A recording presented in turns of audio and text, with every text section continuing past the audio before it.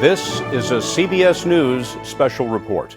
I'm Scott Pelley, reporting from CBS News headquarters in New York.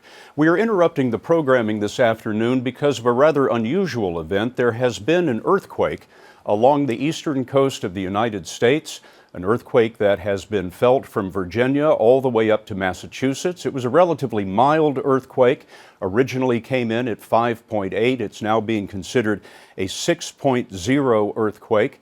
According to the U.S. Geological Survey, again, a rather mild earthquake, but it was felt all up and down the eastern seaboard from Virginia to Massachusetts. The U.S. Capitol building and the Pentagon were evacuated for a time.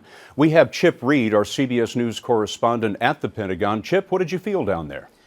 Well, Scott, we felt about 10 seconds of fairly violent shaking, and as you can imagine at the Pentagon, when something like that happens, the immediate assumption, or at least the immediate fear, was that it might have been a bomb.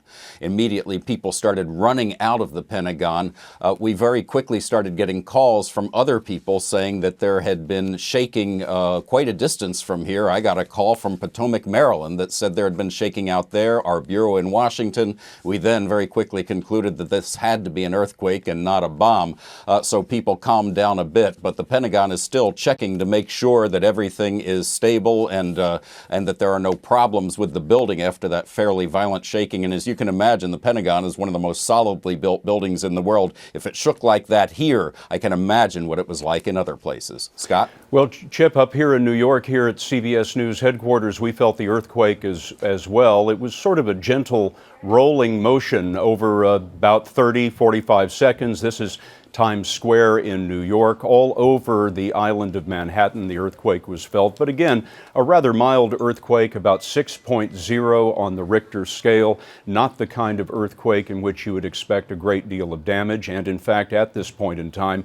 we do not have any reports of significant damage or injuries from this fairly rare earthquake along the east coast of the United States. We will have a great deal more about this story and about the developing story in Libya on your local CBS stations, on cbsnews.com, and of course later this afternoon on the CBS Evening News. Until then, I'm Scott Pelley, reporting from CBS News headquarters in New York. For news 24 hours a day, go to cbsnews.com.